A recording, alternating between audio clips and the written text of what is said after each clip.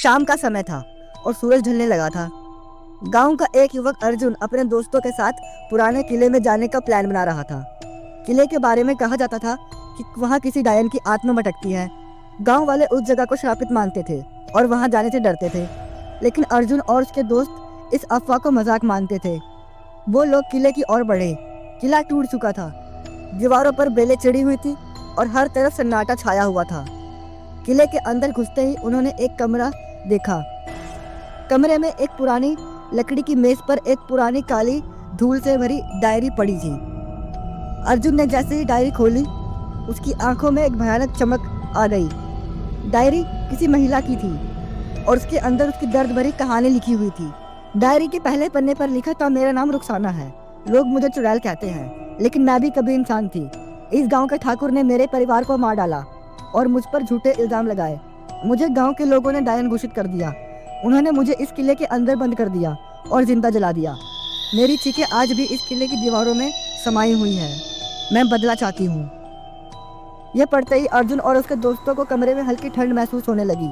खिड़कियां अपने आप बंद हो गई और हवा में किसी महिला की चीख सुनाई दी। डायरी के दूसरे पन्ने पर लिखा था, मैं किसी को नहीं छोड़ूंगी। जो भी इस किले में आएगा वो मेरी पीड़ा को महसूस करेगा। ये डायरी सिर्फ मेरी कहानी नहीं, ये मेरा श्राप है। जिसने पढ़ा वो मेरे श्राप का भागीदार बन जाएगा। ये पढ़कर अर्जुन के हाथ कांपने लगे। अचानक कमरे की दीवारों पर खून से लिखे हाथों के निशान उभरने लगे। दोस्तों ने भागने की कोशिश की, लेकिन दरवाजे बंद हो चुके थे। कमरे में एक परछाई दिखाई दी। ये महिला की थी और वो महिला रुखसाना थी।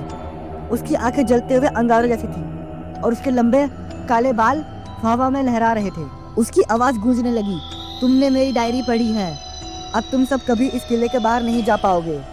अर्जुन ने हिम्मत करके पूछा, हमने तुम्हारा क्या बिगाड़ा है? हम तो सिर्फ सच्चाई जानना चाहते थे। रुखसाना ने कहा, मेरी सच्चाई जानने वालों को सजा मिलती है। अब तुम सब मेरी पीड़ा को सहोगे। अचानक अर्जुन को एक आइडिया आया। उसने रुखसाना से कहा, अगर हम तुम्हारे दुश्मनों को सजा दिलाने में तुम्हारी मदद करें तो तुम हमें छोड़ दोगी?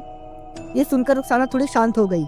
उसने कहा, अगर तुम वादा करते हो कि तुम मेरी आत्मा को शांति दिलाओगे तो मैं तुम्हें छोड़ दूंगी, लेकिन याद रखना, अगर तुमने धोखा दिया तो मेरा श्राप हमेशा तुम्हारे पीछे रहेगा। अर्जुन और उसके दोस्तों ने वादा किया। रुखसाना ने एक जोरदार चीख मारी और गायब हो गई। दरवाजे अपने आप खुल गए। किले के बाहर आने के बाद अर्जुन ने गांव के बुजुर्गों से रुखसाना की कहानी का सच पता लगाया। उन्होंने ठान लिया था कि रुखसाना के परिवार के साथ जो अन्याय हुआ वो सबके सामने लाएंगे, लेकिन कहते हैं अर्जुन और उसके दोस्तों के मन में अब भी डायरी की चीखती यादें गूंजती हैं और इस डायरी के हर पन्ने पर लिखा था, कभी झूठ और अन्याय का साथ मत देना, वरना रुखसाना फिर लौटेगी।